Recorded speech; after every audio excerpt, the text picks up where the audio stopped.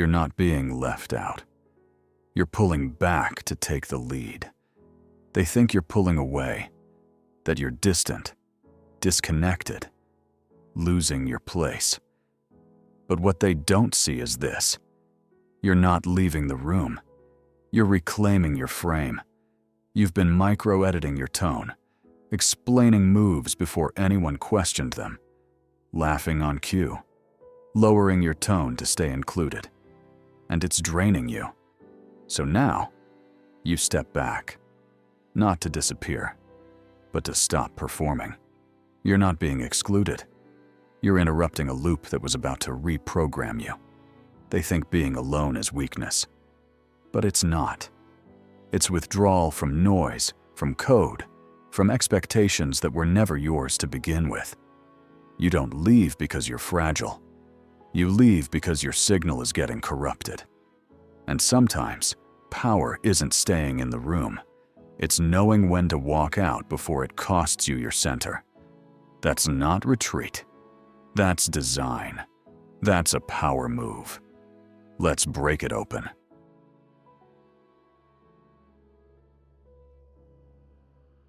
You're not disconnecting. You're recalibrating. You don't feel drained because you're antisocial. You feel drained because you've been performing too much inside environments that don't match your system. So you pull back, not to isolate, but to reset.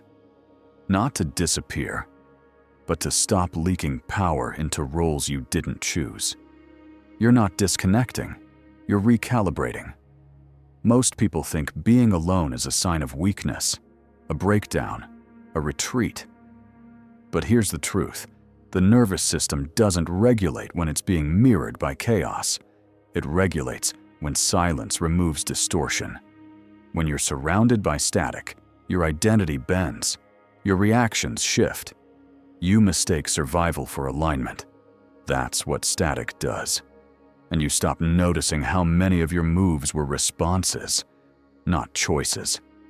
Stepping back isn't rejection, it's interruption. You're pausing the loop before it turns you into a version you don't recognize. And that pause is where real internal command begins.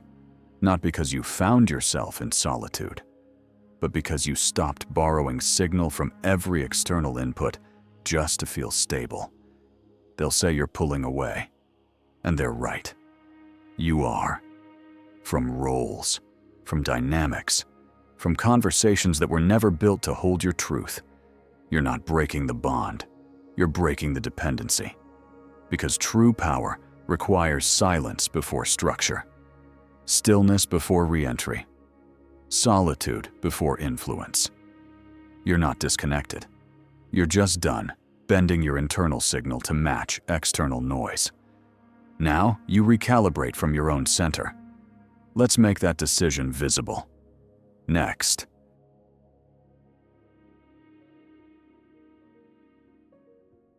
Signs. You're staying in the room too long. Sometimes the real cost isn't what happens in the room.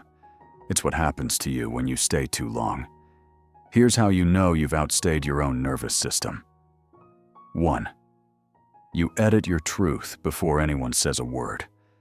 You feel the room's tension and preemptively soften. Filter. Shrink. You weren't silenced. You self-silenced to stay digestible. 2. You feel heavy after every interaction, not because it was hostile, but because it felt like you traded clarity for inclusion. And you can't explain why. You just know your system paid for it. 3. You keep peace by suppressing clarity. You avoid saying what you mean, not to lie, but to maintain vibe. But every time you hold back, your nervous system absorbs the weight. And over time, you become the regulator of everyone's comfort but your own. 4. You become hyper-aware of your presence. You're not present, you're performing. Monitoring how you're perceived. Reading reactions. Adjusting your tone in real time. That's not connection. That's survival. 5. You can't hear yourself until you're finally alone. And when you are, you exhale. Not from exhaustion, but from decompression. Because the person you were in that space wasn't quite you. It was a version of you built to stay included. These are signs, not of failure, but of signal loss. And when signal drops, power leaks. The exit isn't escape, it's a return to command. Let's reframe the power of walking away. Next.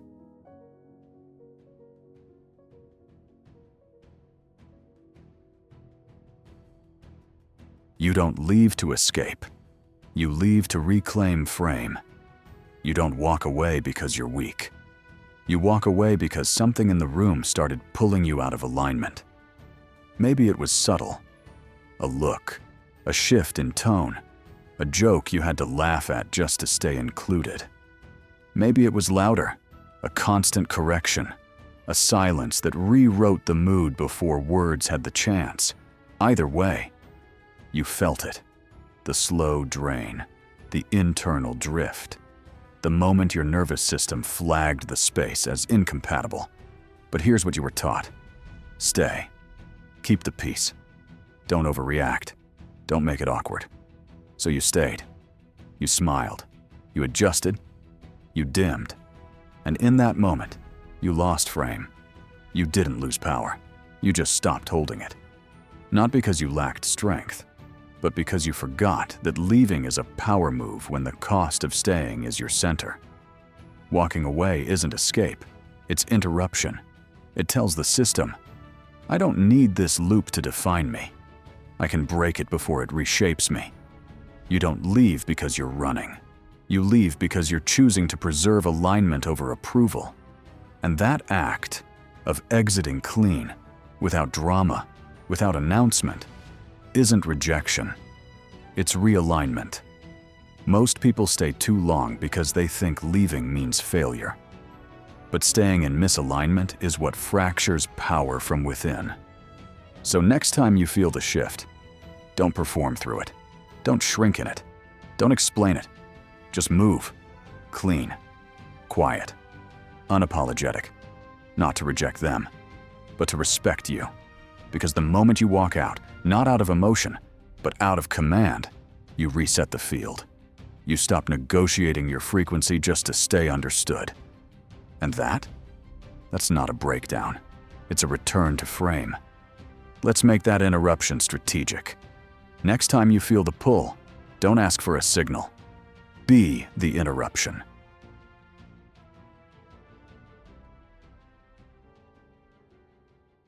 Isolation Reframe Protocol.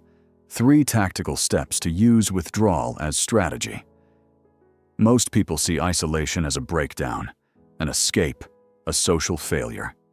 But when used with clarity, withdrawal isn't weakness. It's a surgical move to reset internal command. Here's how Cold Mind reframes it. 3 tactical steps. No drama, no emotion, just repositioning. 1. Detect the energy leak. Power doesn't disappear. It leaks. Every moment you feel off around certain people, but can't explain why. You're probably leaking energy just to maintain presence. You're adjusting your tone, filtering your truth, softening your edges. You're staying in the room by abandoning your system. This is the moment to pause and ask, what part of me am I sacrificing to stay in sync with this space? If the answer costs alignment, you already know. It's time to move. 2. Withdraw without announcement. You don't need to explain. You don't need to justify. You don't need to make a scene. You exit, clean, quiet, strategic. Because command isn't loud. It reroutes the field before words catch up. You're not leaving the people. You're leaving the pattern. And when you do it without flinch, without guilt, the space feels the shift more than any confrontation ever could. Now that the system's clean, don't rush the re-entry. Hold frame. 3. Re-enter only if the frame is yours. Distance creates clarity. Clarity creates power. Now ask, can I return to this space without rebending my system to match its rhythm? If yes, step back in. Not to reconnect, but to reframe it with presence. If no, you stay out, not to punish them, but to protect the architecture you're rebuilding. This is Isolation Reframed. Detect the leak. Withdraw without noise. Re-enter by command. You're not disappearing. You're realigning. Not because you're broken, because you've stopped adjusting to environments that refuse to hold you clean. Let's close this loop.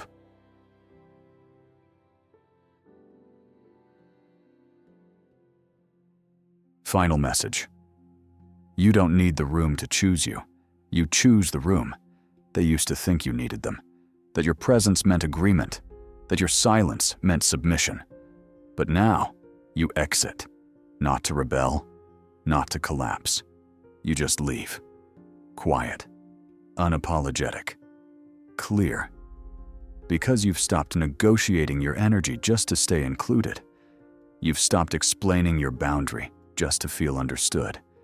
And you've realized, walking away isn't loss, it's leverage. You don't need the room to reflect your worth. You don't need the system to validate your presence.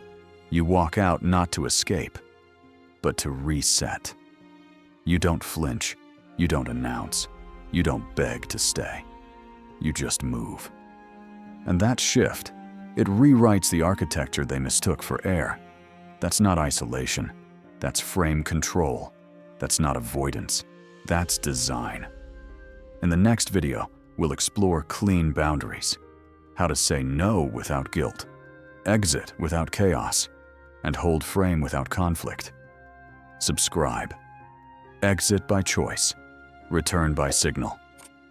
Being alone was never weakness. It was positioning.